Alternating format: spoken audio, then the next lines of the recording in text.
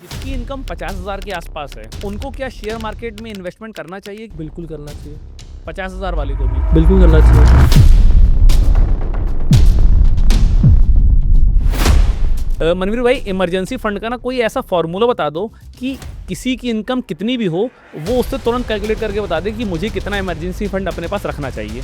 इसका सिंपल सा फॉर्मूला बताता हूँ। किसी की जितनी भी इनकम है आप कैलकुलेट कर पाओगे आराम से। इस हिसाब से जो इंडिया का रिटेल इन्वेस्टर है वो स्टॉक मार्केट में पैसा लगाने में सबसे बड़ी गलती क्या करता है? डर जाते हैं। डर जाते हैं। डर जाता है। मार्केट गिर रहा है, हाँ। पैसे निकाल।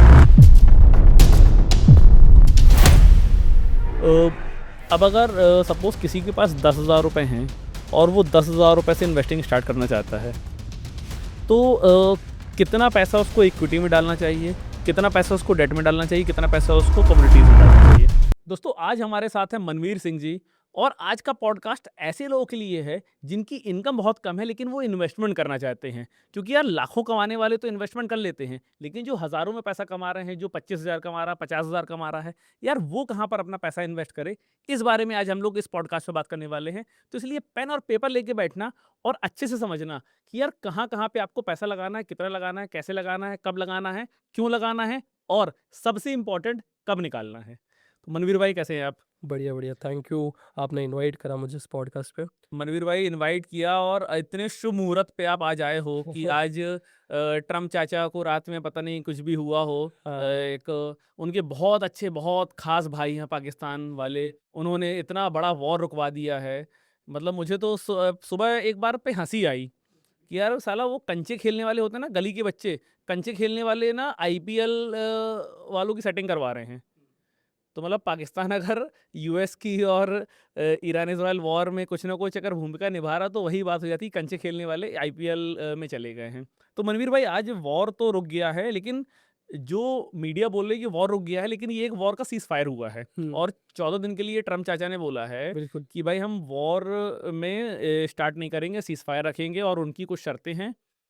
लेकिन आपको लगता है कि भाई 14 दिन तक ट्रम्प चाचा कुछ और हरकत नहीं करेंगे, वो अपने जो उन्होंने कहा है, जो उन्होंने ट्वीट किया, उस पे कायम रह सकते हैं? मुझे नहीं लगता। हाँ। आपको भी पता होगा क्योंकि उन्होंने काफ़ी बार ट्वीट कर दिया है, बट हाँ। बात कभी भी नहीं मानी है। जी। बट अभी ये जो सिचुएशन चल रही है ना, हम्म। ट्रम्प बहुत ज़्यादा फ्रस्ट्रेटेड है। ओके। क्यों? आप अगर उनका 2 दिन पहले का ट्वीट देखोगे, जब जब उन्होंने ये बोला कि कल या ट्यूसडे को वो अटैक करने वाले पावर प्लांट के ऊपर हाँ। और वो अटैक करने वाले ब्रिजेस के ऊपर, there will be no bridges Iran में, ऐसा उन्होंने लिखा था।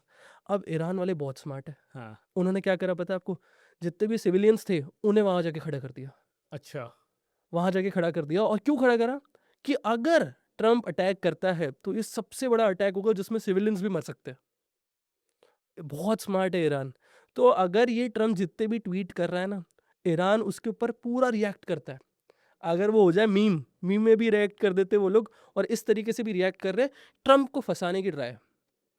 और उसी ट्वीट की अगर मैं बात करूं, ट्वीट में इतना फ्रस्ट्रेटेड था, उसने ये लिखा, open the fucking state of Hormuz. और उसके बाद लिखा, you will be living in hell. फिर उसके नेक्स्ट ट्वीट में उसने वापस धमकी दी। अब उसके नेक्स्ट ट्वीट में जो आप बोल रहे हो कि पाकिस्तान बीच में आ गया और उसने मीडिएटर बन के सारी चीज़ें सॉल्व हो गई। हाँ। अब मैं आपको बताता हूँ, जो आपने बात बोली है, आज सुबह ही मैं पढ़ रहा था, कहीं पर तो ये लिखा है कि इंडिया में ही जो ईरान की एम्बेसी है, वहाँ के लोगों ने ये बोला है कि ये पाकिस्तान बीच में क्यों आया। हम्म। ईरान इंडिया की सुन सकता है एक बार के लिए, पाकिस्तान की नहीं सुन सकता। एग्जैक्टली। तो पता नहीं है क्या चल रहा है यार। ये ट्रम्प ने वापस से वही करा। बीच में उन्होंने क्या ट्वीट कर दिया था पता है आपको? कि मेरी बात चल रही है ईरान के साथ और चीजें मान रहे वो लोग। और उस वजह से हुआ क्या था? इनसाइडर ट्रेडिंग हुई थी। मार्केट में इनसाइडर ट्रेडिंग हुई थी। जब बहुत ज्यादा सिचुएशन मतलब बहुत ज्यादा डाउन हो गई थी, तब उन्होंने ये ट्वीट डाल दिया। क्यों? और उसमें नेक्स्ट डे पता चलता है कि इनसाइडर ट्रेडिंग हुई है क्रूड में। ट्वीट करने से 10 मिनट पहले किसी ने पोजीशन बनाई। तो क्या हुआ इसका मतलब?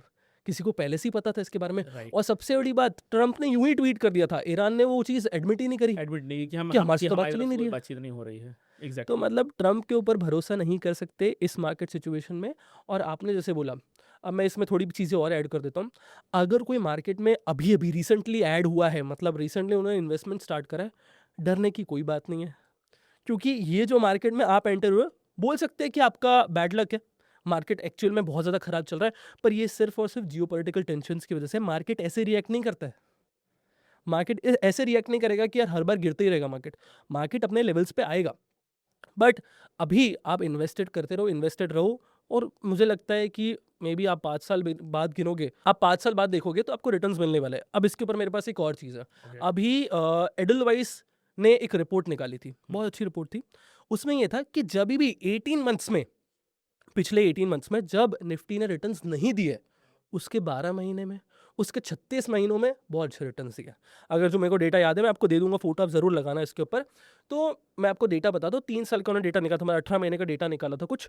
2001 से 2003 तक रिटर्न्स नहीं मिले थे, अराउंड 0% रिटर्न मिले थे 18 महीने में।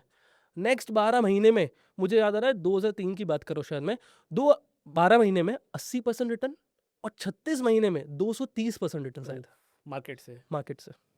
और अगर मैं आपको बात करूं पिछले 18 महीने की, मतलब इससे पहले 18 महीने की, तभी भी यही था, -1% जितना रिटर्न्स मिले थे 12 महीने में।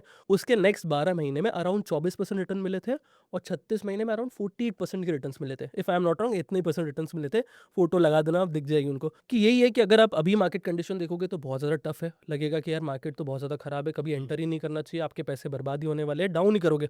मतलब जैसे आपने मुझे पॉडकास्ट चालू होने से पहले बताया था कि अगर 2014 की बात करो, आप कब की बात कर रहे थे, तब ऐसा लगता था कि यार आपने 7 लाख रुपए इन्वेस्ट करे तो आपको रिटर्न्स दिखते थे 15 लाख रुपए। यस, अभी हो गया है कि 15 लाख रुपए आपने इन्वेस्ट करे, रिटर्न्स आपको दिखते 7 लाख रुपए। बिल्कुल। तो ये बात है। तो ऐसा हमेशा नहीं होगा, थोड़ा-सा आपको धीरज बना के रखनी पड़ेगी, आपको रिटर्न्स मिलेंगे। लेकिन मनवीर भाई एक बात बताओ, वॉर तो यार ईरान इजराइल के बीच में हो रही है, हाँ। वो दोनों वहाँ लड़ रहे हैं, इंडिया का मार्केट क्यों इतना ज़्यादा फ्लक्चुएट हो रहा है भाई? अगर कुछ सेक्टर्स हैं, सपोज अगर हमारे पास क्रूड ऑयल नहीं आ रहा है, तो कुछ पर्टिकुलर सेक्टर्स उससे अफेक्ट होंगे, लेकिन पूरी मार्केट, बहुत सारी ऐसी कंपनीज हैं, वो भी इससे अफेक्ट हो रही हैं। देखो हमारे जो इंडिया का मार्केट है ना, ये थोड़ा ऐसे ही है।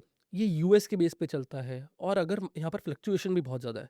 जैसे अगर आप बात करें एंट्रोफिक वाली, जो अभी थोड़े टाइम पहले हुई थी एआई में, एंट्रोफिक ने अपना कुछ नया लॉन्च करा, उसकी वजह से सारा मार्केट डाउन हो गया पूरा था। आईटी बर्बाद कर दिया। होना कहाँ चाहिए था? यूएस में। एग्जैक्टली। हुआ भी, पर रिफ्लेक्ट कहाँ हुआ? इंडिया में जाकर आया। इतनी सारी जितनी भी अपना आईटी सेक्टर था, इतना ज़्यादा डाउन हो गया। मतलब अगर आप टीसीएस देख लो, इन्फोसिस देख लो, इतनी बड़ी-बड़ी कंपनीज़ है, एमएनसीज़ कंपनीज़ है, फिर भी वो डाउन चली गई। तो ये चीज़ यहाँ पर भी रिफ्लेक्ट होती है कि यूएस का मार्केट जिस तरीके से रिफ्लेक्ट होगा, मतलब एक्शन लेगा, वही हमारे यहाँ पर ज़्यादा रिएक्शन दिखता है। अब क्रूड की बात करो, क्रूड के प्राइसेस इतने फ्लक्चुएट हो रहे थे, उस वजह से यहाँ पर भी आपको फ्लक्चुएशन दिख रहा था। गोल्ड और सिल्वर के प्राइस में फ्लक्चुएशन दिख रहा है। अब यहीं पर एक और बात कर लो आप, कि अगर लोग ये बोलेंगे कि अगर वॉर वाली सिचुएशन चल रही है जब मार्केट में, तो गोल्ड और सिल्वर बढ़ना चाहिए, बिल्कुल, और गोल्ड सिल्वर नीचे जा रहा है। नीचे जा रहा है। तो ये बात समझो आप, जैसे बताया कि वॉर किसके बीच में चल रही है? क्रूड ऑयल के बीच में चल रही है। और जब क्रूड ऑयल के प्राइसेस फ्लक्चुएट होते हैं, इन्फ्लेशन बहुत बढ़ता है। इन्फ्लेशन बढ़ता है तो फायदा किस, देखो इन्फ्लेशन बढ़ेगा ना, तो बैंक वाले नहीं चाहेंगे कि उनका नुकसान हो। तो बैंक वाले, इन्फ्लेशन बढ़ रहा है तो वो अपना नुकसान नहीं चाहेंगे, तो वो इंटरेस्ट रेट्स को बढ़ा देते हैं। इंटरेस्ट रेट्स जैसे ही बढ़े, तो गोल्ड और सिल्वर जितनी भी चीज़ें, मतलब सेफ एसेट्स जिसको हम बोलते हैं, वो कम अट्रैक्टिव हो जाते हैं, कम अट्रैक्टिव बन जाएंगे। इसी वजह से गोल्ड और सिल्वर हमें बढ़ता हुआ नजर नहीं आ रहा था इस वॉर वाली सिचुएशन में। तो यही एक पैरामीटर है जो लोगों को समझना चाहिए था, कि गोल्ड और सिल्वर में लोगों ने मुझे मैसेज करा एक्चुअली, कि 160 पे उन्होंने बाय कर लिया, जो गोल्ड का हाई गया था। और फिर अपने जो ये इसका हाई गिन लो आप, 170 गया था ना, 170 गोल्ड का हाई 183 गया था। 183 गया था, लोगों ने वहां पर बाय करा है। सिल्वर अपने ऑल टाइम हाई पे बाय कर दिया लोगों ने। तो अभी भी वो लोग इन्वेस्टेड ही है, जबकि उन्हें उस टाइम पर इन्वेस्ट नहीं करना चाहिए था, पूरा हाइप था मार्केट। राइट। ये बात समझनी पड़ेगी, आपको हाइप में इन्वेस्ट नहीं करना है कि यार वो भी कर रहा है मैं भी कर देता हूँ। ये चीज़ कभी भी मार्केट में नहीं करनी है। अगर आप ये कर रहे हो तो फिर तो लॉस ही होना है, फिर आप एक इन्वेस्टर हो ही नहीं ना, आप अपने आप को इन्वेस्टर कैसे बोल सकते हो? राइट। मार्केट सिचुएशन अगर जैसी भी हो रही है, थोड़ा टाइम तक आप ध्यान रखो, मतलब थोड़ा टाइम आप रुक जाओ, देखो मार्केट सिचुएशन कैसी रिफ्लेक्ट करती है, क्या होता है। क्योंकि अगर आप ट्रम्प की बात करो, ट्रम्प तो हर दिन कुछ नया बोलेगा, तो आप रोज थोड़ा एवरेजिंग करोगे, राइट। वो बात है। लेकिन मनवीर भाई, अभी तक इतनी सारी सिचुएशन देखी हम लोगों ने, 2008 का क्रैश भी देखा, कोविड सिचुएशन भी देखी, और वॉर की सिचुएशन भी बहुत सालों से चलती आ रही। लेकिन जितना गोल्ड इस बार करेक्ट हुआ है, मतलब अपने ऑल टाइम हाई जो उसने 183 का लगाया था, 183 से ऑलमोस्ट वो 130 पे आ गया था। इतना करेक्शन आप लाइफ टाइम में गोल्ड ने कभी भी नहीं दिया। तो क्या ये कोई इंडिकेशन है कि अब गोल्ड में वो दम नहीं बची? क्योंकि गोल्ड एक ऐसा सेफ एसेट माना जाता था कि भैया उस पे पैसा लगाते जाओ, 10% से ज़्यादा कभी करेक्ट होगा ही नहीं। लेकिन इस बार वो 20% से भी ज़्यादा करेक्ट हो गया। तो गोल्ड क्या अभी भी सेफ बचा हुआ है कि अब उस पे उसका इन्वेस्टमेंट कहीं और हमको शिफ्ट करना चाहिए? देखो, मैं आपको ना इसमें मेरा एक पर्सनल रीज़न बताता हूँ। मैं मानता हूँ कि गोल्ड अभी भी बहुत बड़ा सेफ हेवन एसेट है, ओके, सिल्वर को मैं नहीं मानता। ओके। अब ये पर्सनल रीज़न्स के ऊपर है हुँ, कि सिल्वर, अब देखो ना, जितनी भी कंट्रीज़ रिज़र्व रखती है, हुँ। किसका रिज़र्व रखती है? गोल्ड का। गोल्ड का रिज़र्व रखती है। सिल्वर का शायद मैंने भी नहीं सुना, आपने भी नहीं सुना होगा नहीं। कि सिल्वर का रिज़र्व रखा है। गोल्ड का उन्होंने रिज़र्व रखा हुआ है। वहीं पर आप देखोगे सेफ हेवन पहले से है। और आप जो कह रहे हो, if I am not wrong, 1998 में हुआ था, गोल्ड वापस से बढ़ा था, हुँ, क्रैश हुआ था, हुँ। अराउंड 40% करेक्शन हुआ था। तो ये पहले भी हो रखा है, 2011 में भी हुआ था। ये सेम चीज़ 2011 में भी हुई, इसकी भी मैं आपको चार्ट दे दूँगा, चार्ट आप लगा लेना। ठीक है। ऐसा हुआ है, अपना ऑल टाइम हाई लगाने के बाद वो वापस करेक्ट हुआ है। अच्छा, अराउंड 20 से 25% करेक्ट हुआ था 2011 में भी अराउंड। ओके। तो ये चीज़ पहले भी हुई है, अभी भी वही चीज़ हुई। बट मैं मानता हूँ कि गोल्ड अभी भी बहुत अच्छा है, मतलब सेफ हेवन है। अगर आप पोर्टफोलियो बनाना चाह रहे हो, आपको अराउंड 5 से 10% इसमें इन्वेस्ट करना ही है। मतलब आप पूरा, अगर आप एक नए इन्वेस्टर हो, आपको रिस्क लेना है, तो भले आप इक्विटी में इन्वेस्ट करो जितना करना है आपको करो, बट 10% या 5% आपको इन्वेस्ट करना ही है सेफ हेवन्स में, यानी गोल्ड में आप इन्वेस्ट कर सकते हो। लॉन्ग टाइम में आपको रिटर्न्स मिलेंगे ही मिलेंगे। और लोग कह रहे हैं कि इस ईयर एंड तक 2 लाख तो कुछ भी नहीं, उसके ऊपर पार करेगा इसको। अच्छा। अब आपका क्या कहना है, आप भी बता दो, क्योंकि आप तो इसमें डील भी अ, करते हो। गोल्ड में भाई देखो गोल्ड एक ऐसा एसेट मेरे हिसाब से है कि उसकी 2 बेनिफिट होते हैं। एक तो यार वो हमेशा प्राइस तो बढ़ाता ही बढ़ाता है। गोल्ड के अलावा कोई भी एक ऐसा आइटम नहीं है कि जिसमें आपको रात में 12 बजे पैसे की ज़रूरत हो, वो आपको ला के दे हाँ, दे। बिल्कुल सही बोल रहे हो। भई आपका पास पोर्टफ़ोलियो भी होगा, आपके पास रिलायंस का शेयर भी होगा, तो जब आप उसको सेल करोगे, आपका पेमेंट सेटल होगा, वो मार्केट आवर्स में ही होगा। हुँ, लेकिन आपको रात के 2 बजे भी इमरजेंसी में पैसा कैश चाहिए ना, तो गोल्ड आपको ला के देगा। बिल्कुल सही बात है। तो मेरे हिसाब से जो लोग इमरजेंसी फंड बनाते हैं कि मुझे इमरजेंसी फंड के लिए कुछ पैसा निकाल के रखना है, उनको वो इमरजेंसी फंड अपना गोल्ड में इन्वेस्ट कर देना चाहिए। जिससे क्या होगा कि आपका जो कैश है, क्योंकि कैश तो आपका बढ़ेगा नहीं, वो तो आपका घट ही रहा है इन्फ्लेशन की वजह से। आपने गोल्ड में अगर उसको परचेज़ करके रख दिया है, तो वो आपका बढ़ भी रहा है और जब आपको इमरजेंसी में ज़रूरत हो तुरंत आप बेच दो। हैंड टू हैंड बिकेगा, रेट टू रेट बिकेगा। बिल्कुल सही बात है।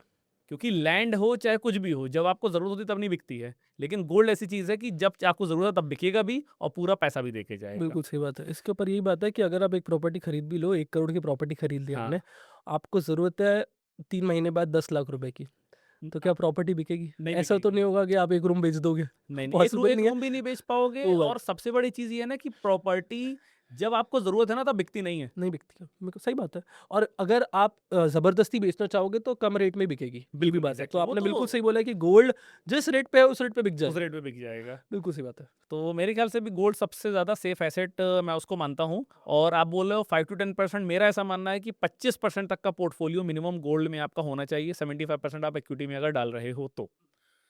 क्योंकि वो आपको ओवर द टाइम रिटर्न भी कमा के देगा, प्लस वो आपके लिए एक सेफ एसेट बचेगा कि भाई क्योंकि देखो भाई मार्केट का तो भरोसा नहीं है कि यार मार्केट कभी भी ऊपर नीचे हो जाता है। मैक्सिमम सिचुएशंस ऐसी आती हैं कि लो हो कैश की ज़रूरत है और मार्केट डाउन हो गया, तब यहाँ पर गोल्ड आपके काम आएगा। लेकिन मनवीर भाई एक मेरा सवाल है कि जिसकी इनकम 50,000 के आसपास है, क्योंकि बहुत सारे इंडिया में ऐसे लोग हैं जो इस प्राइस रेंज में पैसा कमाते हैं, उनको क्या शेयर मार्केट में इन्वेस्टमेंट करना चाहिए कि नहीं करना चाहिए? बिल्कुल करना चाहिए, 50,000 वाले को भी? बिल्कुल करना चाहिए।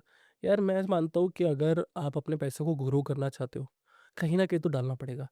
अब बात ये नहीं है, देखो पैसे भी कम है, एफडी में डाल के क्या ही कर लोगे? ठीक है? या बैंक में रख के भी क्या ही कर लोगे? इससे बेटर है एसआईपी करिए। हुँ, अब एसआईपी आप गोल्ड में भी कर सकते हैं। हुँ, जैसे आपने बताया कि 25% करना चाहिए, मैं बता रहा हूँ 10% करना चाहिए। करना चाहिए, करना चालू तो करो। मैं मानता हूँ कि अगर आप 50,000 रुपए कमा रहे हो, आपके कुछ 5,000 रुपए तो बचते होंगे, हुँ, ठीक है? आप इक्विटी में भी डालिए उसे, हुँ, ठीक है? और आप उसमें भी एसआईपी चालू कर दीजिए, स्टॉक एसआईपी भी कर सकते हो। आजकल ऑप्शन आ गया है कि आप स्टॉक में भी एसआईपी कर सकते हो, आप म्यूचुअल फंड में तो कर ही सकते हो, राइट। आप गोल्ड ईटीएफ्स में भी एसआईपी कर सकते हो। तो मेरा मानना ये है, पैसों को ग्रो करने का एक ही तरीका है, आप स्मार्ट इन्वेस्टमेंट्स करिए। हुँ, ठीक है? तो कोई कितना भी कमाता हो, मैं मानता हूँ अगर ₹500 भी इन्वेस्ट करना है, तो इन्वेस्ट तो करने ही पड़ेंगे आपको। बाकी कई रिटर्न्स आपको मिलने नहीं वाले, एफडी में क्या ही रिटर्न्स मिल जाएँगे आपको, ठीक है? तो सिंपल सी बात है। अब उससे पहले की बात है, अब होता क्या है, मेरे पास ये सवाल बहुत बार आया। मैं अगर किसी को भी मिलता हूँ तो मुझे ये सवाल पूछते हैं कि यार मैं इन्वेस्टमेंट्स करता हूँ या इन्वेस्टमेंट स्टार्ट करना चाहता हूँ, जो बिगिनर इन्वेस्टर है। तो मैं उन्हें सबसे पहले यही क्वेश्चन पूछता हूँ कि क्या आपके पास इमरजेंसी फंड है? इन्वेस्टमेंट स्टार्ट करने वाले हो, बट उससे पहले इमरजेंसी फंड है क्या? इंश्योरेंस है क्या आपके पास? अगर आपके पास ये दोनों चीज़ें नहीं है तो पहले ये बनाओ। तो अगर आपको शेयर मार्केट में पैसा लगाना है, तो शेयर मार्केट में पैसा लगाने से पहले आपके पास इमरजेंसी फंड और इंश्योरेंस दोनों होना चाहिए। उसके बाद थर्ड ऑप्शन आपके पास शेयर मार्केट है। अब मैं ऐसे क्यों बोल रहा हूँ, इसके पीछे भी रीज़न है। इंश्योरेंस की बात करता हूँ। इंश्योरेंस का इन्फ्लेशन पता है आपको अभी कितना चल रहा है? नहीं। वैसे कितना इन्फ्लेशन चल रहा है normal? 6 to 7%। 6 to 7%। Hospital inflation जो है, मेडिकल इन्फ्लेशन 14% का है। इंडिया में। 14% का है। आप सोचो मतलब कितना ज़्यादा हो गया ये। हुँ। अब ये ईयर ऑन ईयर इतना बढ़ते जा रहा है। बात ये है कि जैसे मैंने अभी लिया, मैं खुद का एग्जांपल दे देता हूँ। मैंने अभी खुद का मतलब मेरे फैमिली का था, फैमिली प्लान था इंश्योरेंस, हेल्थ इंश्योरेंस। तो मैंने क्या करा, उसे इंडिविजुअल ले लिया क्योंकि मैं 25 साल का हो गया हूँ। अब बहुत लोग कहेंगे कि मैं 25 साल का लगता नहीं हूँ, बट मैं हूँ। ये मुझे बहुत आते हैं लोगों के। मैं हूँ 25 साल का, अब क्या करूँ। तो मैंने मेरा हेल्थ इंश्योरेंस लिया 10 लाख का। अब इसमें भी आप शायद बोल सकते हो कि 10 लाख रुपए का क्यों लिया, आपको तो 50 लाख रुपए का लेना चाहिए। हुँ। अब समझना बात, 10 लाख रुपए का हेल्थ इंश्योरेंस लिया, कितने का आया? सबसे पहली बात वो है, 9,000 रुपए का है। बस। 9,000 रुपए का, क्योंकि मैं स्मोक नहीं करता, मैं कुछ नहीं करता, 9,000 रुपए का मेरा आ गया। अरे भाई 9,000 रुपए का लिया है, इसमें मेरे को 10 लाख का इंश्योरेंस मिल गया। और कोई रूम रेंट ऐसे कुछ भी कैप्स नहीं है, कोई भी कैपिंग नहीं है। तो ये सबसे अच्छी चीज़ है ना, मैं अगर कुछ हो भी जाता है मुझे, तो मैं इंश्योर्ड हूँ। क्योंकि होता ये है कि अगर कल नहीं होना, मतलब ऐसे तो कभी आपका एक्सीडेंट हो गया, आपको क्या लगता है कि 2 दिन अगर आप हॉस्पिटल में जा रहे हो, कितना खर्चा हो जाएगा? कम से कम 2 लाख रुपए। 2 लाख रुपए खर्चा हो जाएगा। बिल्कुल। अभी जितने लोगों ने इन्वेस्टमेंट स्टार्ट करा है 2 साल पहले भी, कितना डाल दिया होगा उनका कॉर्पस, कितना होगा? 1.5-2 लाख रुपए कॉर्पस बस होगा, मैक्सिमम। पूरा चले गया। इसीलिए बेहतर ये है कि आप अपने आप को इंश्योरेंस ले लो अपना। हुँ। अब मैंने भी जो इंश्योरेंस लिया, मैं आपको उसका भी बता देता हूँ। हुँ। हर साल डबल होगा।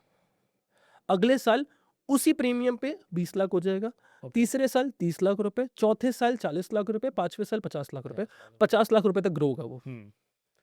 ये मैंने सोच समझ कर लिया। राइट। आदित्य बिरला का है, हाँ। मैक्स लेफ्ट कर, मतलब मैक्स एक्टिव कुछ करके है नाम, तो वो मैंने लिया। लेकिन इसमें जो मनवीर भाई आप बोल रहे हो कि इंश्योरेंस लोगों को लेना चाहिए, इसमें मुझे लगता है जो सबसे बड़ा गैप है, वो ये है कि इंडिया में इंश्योरेंस का जो बिज़नेस है ना, वो 90% लोग पार्ट टाइम में करते हैं। और जो लोग करते हैं, उनको खुद उनके बेनिफिट्स नहीं पता रहते हैं। उनका केवल एक मोटो रहता है कि भाई मुझे इंश्योरेंस की पॉलिसी सेल करनी है, मुझे 40% कमीशन लेना है। और उसके चक्कर में वो आपको 36 तरह के झूठ बोल के और कोई भी पॉलिसी चिपका देंगे, अपना काम निकाल के निकल लेंगे। मैं ये मानता हूँ, देखो आजकल के लोगों को ना बेवकूफ़ होने की ज़रूरत नहीं है। मैं मानता हूँ कि बेवकूफ़ है। अगर आपको पढ़ना लिखना नहीं आता तो आप ये बेवकूफ़ ही हो ना। राइट। कोई आपको कैसे बेवकूफ़ बना के चले जाएगा? मतलब मैं ये मानता हूँ, मैं मेरा खुद का एग्ज़ाम्पल देता हूँ आपको। ये जो मैंने इंश्योरेंस लिया, इसमें भी मेरे को वो आदमी बेवकूफ़ बना रहा था। हुँ। मेरा पहले प्रीमियम आया था 12,000 रुपए। अब मेरे उससे 9,000 रुपए कैसे लेकर आया? क्योंकि उसने बिना फालतू के ऐड ऑन डाल दिए थे। आप अच्छा। सोचो, 12,000 रुपए का उसने मेरे को कोड भेजा, जबकि मैंने उसको कॉल पे ना बोल दिया था कि मुझे ये ऐड ऑन्स नहीं चाहिए। हाँ। वो मुझे बेवकूफ़ बनाने की ट्राई कर रहा था, अपना सेल करने के लिए ट्राई कर रहा था, बट मैं नहीं बना बेवकूफ़। हुँ। मैंने पढ़ा कि उसने क्या ऐड ऑन्स डाले हैं। अब उसकी ज़रूरत ही नहीं मुझे, कोई मतलब नहीं है। मेरे को हर साल के 1,200 रुपए एक्स्ट्रा पे करने पड़े थे, एक जो उसने ऐड ऑन कर दिया था, मैंने हटवा दिया। तो सिंपल सी बात है कि आपको लोग बेवकूफ़ बना के चले कैसे जाते हैं, बात वो है।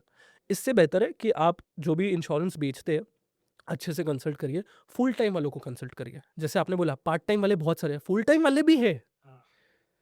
फुल टाइम वाले भी, मैंने भी एक अभी रिसेंटली पॉडकास्ट लिया था, जसकीरत सिंह है, उन्होंने सेम चीज़ बोली कि क्योंकि वो भी इंश्योरेंस सेल करते हैं, वो पीएमएस भी करते हैं, सारी चीज़ें करते हैं, तो साथ में इंश्योरेंस बेचते हैं। उन्होंने भी ये लाइन बोली कि आप कभी भी पार्ट टाइम वालों के साथ मत लेना। और एक चीज़ और भी है कि जो इंश्योरेंस इंडिया में सेल किया जाता है ना, वो केवल आपके रिश्तेदार आपको बेचते हैं। हाँ, तो और रिश्तेदारों से आप ज़्यादा बहस नहीं कर पाते, ज़्यादा डिटेल नहीं माँग पाते हो क्योंकि आप जब भी उनसे कुछ भी क्रॉस क्वेश्चनिंग करने की कोशिश करोगे ना, हुँ, तो वो क्या जवाब देंगे? भरोसा नहीं है? हाँ। मैं कहाँ जा रहा हूँ? अरे मत रखो भरोसा, मैं तो बोलता हूँ बिल्कुल भरोसा नहीं, मत रखो। बिल्कुल नहीं। भाई अब आपका पैसा, आपकी लाइफ़। आपका पैसा, यही सबसे बड़ी बात है, आपका पैसा है। हाँ, आपको जैसे यूज़ करना है, आपको जितना पूछना है पूछिए। बिल्कुल एग्ज़ैक्टली। उसको नहीं बेचना होगा नहीं बेचेगा वो, हुँ। उसको बेचना होगा बेचेगा ही वो, बिल्कुल। सिंपल सी बात है। अब मैंने इमरजेंसी फंड की भी बात करी थी। हाँ, इमरजेंसी। इमरजेंसी पहले फंड, तो मनवीर भाई हाँ, मैं आपको टोक रहा हूँ। मनवीर भाई इमरजेंसी फंड का ना कोई ऐसा फ़ॉर्मूला बता दो कि किसी की इनकम कितनी भी हो, वो उससे तुरंत कैलकुलेट करके बता दे कि मुझे कितना इमरजेंसी फंड अपने पास रखना चाहिए। इसका सिंपल सा फॉर्मूला बताता हूँ, किसी की जितनी भी इनकम है आप कैलकुलेट कर पाओगे आराम से। इसका डेफिनेशन ये है कि कल को कोई अनहोनी हो जाती है, हुँ। तो आपके पास एक ऐसा फंड पड़ा हुआ है, मौजूद फंड पड़ा हुआ है कि आपको किसी को पूछने जाने की ज़रूरत नहीं है, रिलेटिव के पास जाने की ज़रूरत नहीं है। तो इसका सिंपल सा फ़ॉर्मूला ये है, आपका जितने भी एक्सपेंसेस हैं, मंथली जितने भी एक्सपेंसेस हैं, सारे कैलकुलेट कर दो। अब इसके अंदर कौन से एक्सपेंसेस आ जाएँगे, अगर आप रेंट पे रहते हो, रेंट आ गया, आपके खाने-पीने का कितना खर्चा है, वो डाल दिया आपने, इलेक्ट्रिसिटी का कितना खर्चा है, मतलब ये वो खर्चे हैं, जो होने ही होने हैं। इसके अंदर ईएमआई भी आ गए। राइट। ये सारों का कैलकुलेशन करना है, इसको ऐड कर दो, मल्टीप्लाई बाय 6, तो ओके। ये आपका बन जाएगा 6 महीने का इमरजेंसी फंड। अब मैं मानता हूँ कि आपके पास मिनिमम 6 महीने का इमरजेंसी फंड होना चाहिए। मैक्सिमम मैं आपको सजेस्ट करूँगा कि 12 महीने का रखो, 1 साल का रखो आप। क्यों? लेट्स सपोज़ कल आपको ज़रूरत पड़ती है, आपके घर पे कुछ रिपेयरिंग आ गई, तो क्या आपने अब सेविंग अकाउंट में से निकाल के पैसे दोगे? नहीं देना है। ये इमरजेंसी है, जो आप इमरजेंसी फंड में से निकाल के दे सकते हो। फिर कल शायद आपका एक्सीडेंट हो गया, कुछ हो गया और आपके पास इतना पैसा नहीं है या आपने इंश्योरेंस नहीं लिया हुआ है, तो वहाँ पर काम आ गया। ये उन सारे खर्चों में प्रॉब्लम मतलब वहाँ पर आती है। लेट्स सपोज़ आपकी गाड़ी में कुछ लग गया या कुछ हो गया, वहाँ से इमरजेंसी फंड कैलकुलेट होता है, वहाँ से निकलता है पैसा। सेविंग्स अकाउंट में से नहीं निकलता है। राइट। अब एक और बात इसके अंदर, अब एक और बात कि इमरजेंसी फंड को पार्क कहाँ करना है। सबसे बड़ी बात कि अगर आपके पास 3 बैंक अकाउंट है या 2 बैंक अकाउंट है, एक को आप यूज़ नहीं करते, वहाँ पर रख सकते हो। बट आई वुड सजेस्ट कि आप डेट फंड में रखो। एक डेट फंड भी होता है, उसके अंदर पैसा आपका सेव रहता है और सबसे बड़ी बात कि वहाँ पर एफडी जितना ही रिटर्न मिल जाता है आपको। तो अगर आपके वो पैसे यूज़ भी नहीं होते, तो पैसे बढ़ रहे हैं। अगर आप डेट फंड के जाके रिटर्न्स देखोगे ना, तो लास्ट में आपको 1 साल की बात करूँगा, आराम से आपको 5-6% रिटर्न मिल गया। आराम से, मतलब इस वॉर वाली सिचुएशन में भी मैंने अपना पैसा डेट फंड में भी डाला हुआ है, अभी भी मुझे 5% रिटर्न मिल रहा है। अच्छा। बात वो है, अगर आप सोचो कि इस सिचुएशन में अगर आपको रिटर्न मिल रहा है तो बड़ी बात है। बिल्कुल। और अगर मुझे पैसा निकालना है, डेट फंड में पैसे भी जल्दी निकलते हैं आपके। अच्छा। आज आपने विथड्रॉ मारा, कल मिल गए पैसे आपको, या आपको शायद 12 आवर्स में या इतने बहुत जल्दी पैसे मिल जाएंगे आपको। तो ये सबसे अच्छी बात है डेट फंड में पैसे डालने के लिए। तो इमरजेंसी फंड आपके पास होना ही चाहिए, इंश्योरेंस होना चाहिए, और हेल्थ इंश्योरेंस की बात हो रही है, और इसके ऊपर आता है टर्म इंश्योरेंस या लाइफ इंश्योरेंस। यस। अब मैंने अपना टर्म इंश्योरेंस भी लिया, रिसेंटली लिया। अब मेरे पास फंड आ गया था, तो मैंने वन टाइम पे करके अपना टर्म इंश्योरेंस ले लिया 1 करोड़ का। ठीक है। अब इसमें भी बहुत अच्छी चीज़ होती है, मेरे साथ जो हुआ मैं बताना चाहूँगा कि एज कितना मैटर करती है। लोग बोलते हैं ना कि जल्दी खरीद लेना बहुत ज़रूरी होता है, सच में बहुत ज़रूरी होता है। मेरे साथ ये हुआ, अब मैं आपको बात बताता हूँ, मैंने लिया अक्टूबर में, मैंने पिछले अक्टूबर में मेरा टर्म इंश्योरेंस लिया। आप मानोगे नहीं, अक्टूबर में मैं 25 साल का हूँ। मैं रिसर्च कर रहा था अगस्त से, तब मैं 24 साल का था। अब मैंने डिले कर दिया बिना फालतू, मेरे को पता चल गया था मुझे एचडीएफसी से ही लेना है, सब कुछ पता चल गया है, रेट बता दिया, कोटेशन बता दिया उन्होंने। अब मैंने डिले कर दिया। अब कुछ ना मेरे सामने कोई रील आ गई थी ओके। एक्सीडेंट वाली, तो मुझे वापस से क्लिक हो गया कि यार लेना पड़ेगा टर्म इंश्योरेंस। मैंने उसे कॉल लगाया, मेरा बर्थडे चले गया था, मैं 25 साल का हो गया था ऑन पेपर। ओके। वो कोटेशन बढ़ गया अराउंड अराउंड 12,000 रुपये का, और पहले 12,000 रुपये से बढ़ गया। अच्छा, 12,000 रुपये बढ़ गया। बढ़ गया, मतलब आप सोचो 15 दिन में 12,000 रुपये बढ़ गया, हम्म। क्योंकि मेरी डेट चेंज हो गई, मेरा ईयर चेंज हो गया। हम्म। ये बात है। इस पे मेरा एक सवाल है आपसे। जैसे आपने बोला टर्म इंश्योरेंस आपने 1 करोड़ का लिया, लेकिन अगर एक बंदा है उसने 2 करोड़ का इमरजेंसी फंड क्रिएट किया हुआ है या फिर उसके पास 2 करोड़ का पोर्टफोलियो है, तो उसके लिए टर्म इंश्योरेंस की वैल्यू क्या है? भाई वो क्यों एक्स्ट्रा पैसा उसमें लगाए? क्यों वो उस पैसे को वो इन्वेस्ट ना करे? मत लगाओ, मत लगाओ, ठीक है? सही बात है। अब मैंने इसीलिए टर्म इंश्योरेंस लिया। अब देखो 1 करोड़ से कुछ हो जाएगा क्या? कुछ नहीं होगा। मैंने लिया 40 साल का, हुँ। 65 की एज तक लिया मैंने। ठीक है। क्या हो जाएगा अगर मैं 65 की या 60 पे भी कुछ हो जाता है मुझे, हाँ। तो क्या 1 करोड़ की वैल्यू रहेगी? कुछ भी नहीं, उस टाइम पे तो 20-25 लाख रुपए रहेगी। कुछ भी और नहीं भी रहेगी, कम और रहेगी। बल्कि घरवाले मुझे जाके बोलेंगे, सुनाएँगे मतलब कि हाँ। क्या रख के गया हमारे लिए। हाँ। तो ये कोई भी मैटर नहीं करता, ये तो मैंने इसीलिए ले लिया कि मेरे पास एक एक्स्ट्रा फंड आ गया था, इसीलिए मैंने वन टाइम देकर खत्म कर दिया। ओके। अब या तो मैं आपको आगे का बता रहा हूँ, मेरा खुद का ही फ्यूचर बता रहा हूँ, हाँ। या तो मैं इसको 5 करोड़ कर दूँ या 10 करोड़ कर दूँ, हाँ। ठीक है? एग्ज़ैक्टली। तब कुछ समझ आएगा, तब तो उसकी वैल्यू है। तब उसकी वैल्यू लगेगी आपको। हाँ। या तो मैंने जो सोचा वो मैं आपको बता रहा हूँ कि मैं अपने पोर्टफोलियो को ही इतना बना दूँ, 5-10 करोड़ का कर दूँ कि ये उसके सामने मैं काउंट ही ना करूँ। अब एक और चीज़ है इसमें, अब मैंने जो टर्म इंश्योरेंस लिया स्मार्टली लिया है। 3 साल के बाद मैं पूरे पैसे विथड्रॉ कर सकता हूँ, जितने मैंने भरे थे। मैं उनको जाके बोलूँगा कि यार मुझे नहीं लेना है, 3 साल का कैपिंग है शायद कुछ इतना है। मैं उनको बोलूँगा मुझे नहीं चाहिए, वो सिर्फ़ मुझे टैक्स कट करके दे देंगे पैसे वापस। तो ये भी कर सकता हूँ। और इंश्योरेंस आपका रहेगा? नहीं, इंश्योरेंस नहीं रहेगा अच्छा, फिर। खत्म हो जाएगा। अगर मेरा पोर्टफोलियो बन जाता है, एग्ज़ैक्टली, तो मुझे हाँ। तो ज़रूरत ही नहीं है ना इन पैसों की फिर। बिल्कुल, बिल्कुल, बिल्कुल, बिल्कुल। तो वो कह रहा हूँ। तो तो एक ये भी मैंने सोच के लिया। एक सबसे बड़ा इश्यू यही है मनवीर भाई कि लोगों को ये नहीं पता कि उन्हें कौन-सा इंश्योरेंस कब लेना चाहिए। सही बात है। भाई जिनको टर्म की रिक्वायरमेंट नहीं वो टर्म लिए पड़े हैं, जिनको लाइफ की रिक्वायरमेंट नहीं वो लाइफ लिए पड़े हैं, और जिनको हेल्थ की ज़रूरत है वो हेल्थ नहीं ले रहे हैं। अब इसमें एक और भी चीज़ होती है, हाँ, लोग ना बेवकूफ़ बनाते हैं आपको, यूलिप बेचेंगे, यूलिप बेच रहे हैं, ये एग्जैक्टली। सारी चीज़ें बेचेंगे, क्योंकि क्योंकि इंडिया एक ऐसी कंट्री है जहाँ पे इन्वेस्टमेंट और इंश्योरेंस को मर्ज किया जाता मर्ज है। करा जाता है। पर ना इन दोनों को अलग ही रखना चाहिए। इन्वेस्टमेंट एक अलग इंस्ट्रूमेंट है, ठीक है? इंश्योरेंस एक अलग इंस्ट्रूमेंट है, इन दोनों को अलग रखो, ज़्यादा सुखी रहोगे। अपनी इन्वेस्टिंग को अलग ही रखो, मिक्स मत करो। मिक्स करोगे बेवकूफ़ी बनोगे। अब मैं आपको सिंपल सी बात बताऊँ कि जब मैं टर्म इंश्योरेंस देख रहा था, जैसे मैंने आपको बताया, मैंने रिसर्च करी, बैंक्स भी गया। मैं खुद मेरे एचडीएफसी में मेरा अकाउंट है, तो मैं एचडीएफसी गया। अब मानोगे नहीं, वहाँ पर 4 लोग इकट्ठे हो गए मुझे समझाने के लिए। यूलिप बेच रहे थे वो लोग। 4 लोग, आप सोचो। चलो, बिल्कुल हो गए होंगे। क्योंकि भाई मुझे इतना वो बोल दिया कि इतना-इतना आपका कॉर्पस हो जाएगा, ये हो जाएगा, बैंक का वो हो बिज़नेस जाएगा। है वो। वही तो बात है। अब मुझे पता था ना कि भाई ये यूलिप बेच रहे हैं मुझे। लेकिन भाई एक चीज़ ये भी तो है ना कि यार हुँ। आप फाइनेंस क्रिएटर हो, हाँ, आपके पास इतनी नॉलेज है, आप वो चीज़ समझ गए। लेकिन सबसे बड़े जो इश्यू आता है ना, वो आता है उस इंसान के साथ, हाँ, जो इंसान 25,000 से 50,000 की ब्रैकेट में है, उतना पैसा कमा रहा है। क्योंकि देखो यार, जो 25 से 50,000 रुपए कमा रहा है ना, तो उसके पास इतना टाइम है। हाँ, उसकी लाइफ में ऑलरेडी 100 प्रॉब्लम है, भाग-दौड़ है, घर की समस्याएँ अलग हैं, सही बात है। पैसे की किल्लत अलग है। यार वो कहाँ इतना दिमाग लगाएगा कि यार मुझे क्या बेचा जा रहा, क्या नहीं बेचा जा रहा। वो तो यार एक ऐसा इंसान होता है जो भोला होता है, और वो कहता है कि शायद सामने वाला मेरे लिए कुछ भला कर दे, और उसी टाइम पे वो जैसे ही उसने भरोसा किया, सामने वाले ने बड़ा सा चाकू निकाला और काट दिया। काट दिया, सही बात है। तो मुझे लगता है कि जो मेरा ऐसा मानना है कि इस पे ना थोड़ा सा गवर्नमेंट को थोड़ा सा और टाइट होना पड़ेगा, कि बिल्कुल, जो भी आप इंश्योरेंस सेक्टर में जितने लोग काम कर रहे हैं, जितने लोग पार्ट टाइम काम कर रहे हैं, या जो गलत बेनिफिट्स बता के अपना पॉलिसी बेच देते हैं और 40 से 50% कमीशन कमा लेते हैं, हुँ, यार उसकी वजह से इंडिया के लोगों की ज़िंदगी बर्बाद हो रही है। बिल्कुल सही बात है। अब मैं आपको बताता हूँ एक चीज़, अब मैं नाम नहीं लूँगा इस इंश्योरेंस कंपनी का, बट एक क्रिएटर ही है, मतलब वो ट्रेडर है। तो उन्होंने रिसेंटली अपनी एक स्टोरी डाली कि उनकी मदर हॉस्पिटलाइज़ हुई थी, तो उन्होंने इंश्योरेंस तो था उनके पास। बट आप मानोगे नहीं, इंश्योरेंस कंपनी भी बहुत ज़्यादा चालाक है। उन्हें पैसे देने नहीं है, तो उन्होंने पता क्या करा? उन्होंने फाइल भेजी, ये पूरा उन्होंने ना रिकॉर्ड करी स्टोरी पे सारी चीज़ें। मैं आपको समझाता हूँ, क्यों बता रहा हूँ, मैं आपको आखिर में समझाऊँगा। उन्होंने वीडियो डाली, स्टोरीज़ वगैरह डाली कि इंश्योरेंस कंपनी को टैग कर के पूरा लिखा उन्होंने, और मैं उससे पूरा उनका सिचुएशन समझ गया। उन्होंने फाइल भेजी रिइम्बर्स करने के लिए पैसे, तो उन्होंने क्या लिखा? खुद ही डॉक्टर बन गए, बोलते कि आपकी रिपोर्ट तो ओके है, रिजेक्ट। आप समझो कि हॉस्पिटल कोई जा रहा है, तो क्या मस्ती करने जा रहा है, पिकनिक बनाने जा रहा है? नहीं ना। राइट। कुछ हुआ है तभी जा रहा है। आपको फाइल भेजी जा रही है, आप उसके ऊपर खुद ही डॉक्टर बन के बोल रहे हो कि नहीं, उसमें लिखा हुआ था, उन्होंने जो मैसेज डाला था स्टोरी पे, उसमें क्लियरली लिखा हुआ था कि फाइल रिजेक्ट कर दी गई है। अब उसके बाद वो तो क्रिएटर है, उसके पास फॉलोअर्स है, राइट। उसने 2 दिन तक लगातार स्टोरीज़ डाली है, और एंड में वो क्लेम हो गया, मिल गया उन्हें। बट उन्होंने एक चीज़ और भी शेयर करी कि उन लोगों ने, मतलब उनके जितने भी फॉलोअर्स हैं, वो सारे लोग बोल रहे हैं कि हाँ, ये कंपनी ऐसी है, मेरे साथ भी ये होता, मेरे पापा के साथ ये हुआ, वो हुआ।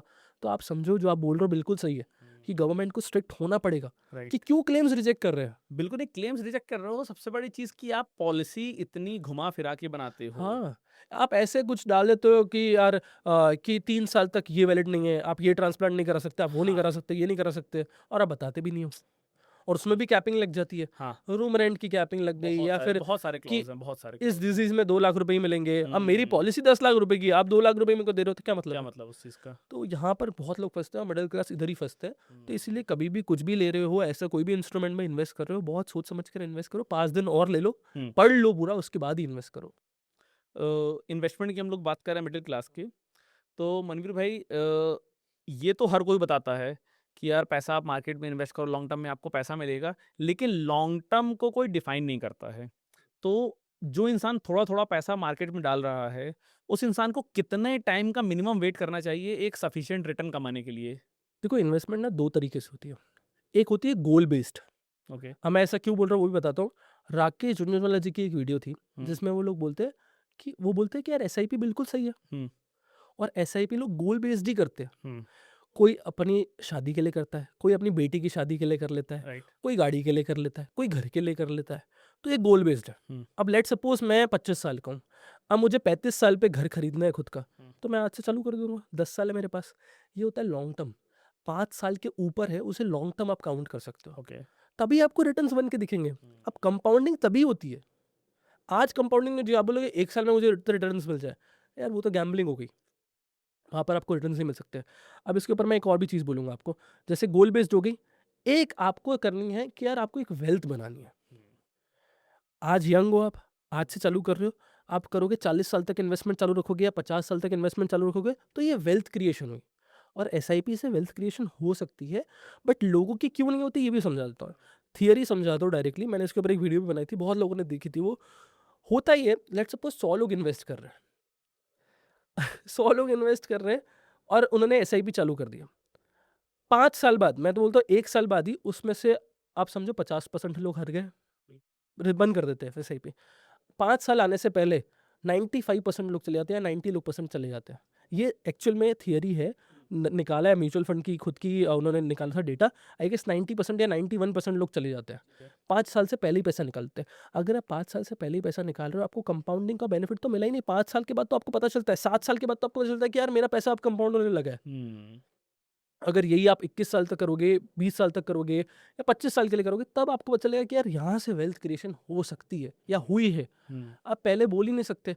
तो मैं ये बोलना चाहूँगा, जितने भी लोग देख रहे हैं, अगर आपको लगता है कि म्यूचुअल फंड से वेल्थ नहीं बनती है, तो आपने शायद गलत लोगों को पूछा है।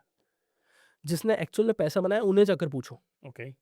मार्केट में ऐसे भी लोग हैं ना जिन्होंने पैसा बनाया है म्यूचुअल फंड से, आप उनको जाके तो पूछते नहीं हो। आप तो वो 10 लोगों को पूछ रहे हो जिन्होंने बंद कर दिया 5 साल के अंदर। तो आप भी उनमें से एक ही बन रहे हो। तो आपके हिसाब से जो इंडिया का रिटेल इन्वेस्टर है, वो स्टॉक मार्केट में पैसा लगाने में सबसे बड़ी गलती क्या करता है? डर जाते हैं। I डर would say, जाते हैं। डर जाता है। ओके। मार्केट गिर रहा है, हाँ। पैसे निकाल देंगे। ओके। मार्केट बढ़ रहा है, पैसे डाल देंगे। बढ़ जाता है, फिर पैसे डालते हैं। अब इसके ऊपर वॉरेन बफेट का एक कोट याद आता है, ठीक है? बी ग्रीडी, ठीक है? देखो मतलब सिंपल सी बात है, उन्होंने ये चीज़ बोली हुई है कि be fearful when others are greedy, be greedy when others are fearful. Simple सी ये लाइन है। अगर आप इसे भी फॉलो करोगे तो बहुत चीज़ें समझ आ जाएगी। ये लाइन ही सुनोगे तो आपको समझ आ जाएगी क्या मतलब है। बट लोग ये नहीं समझते ना।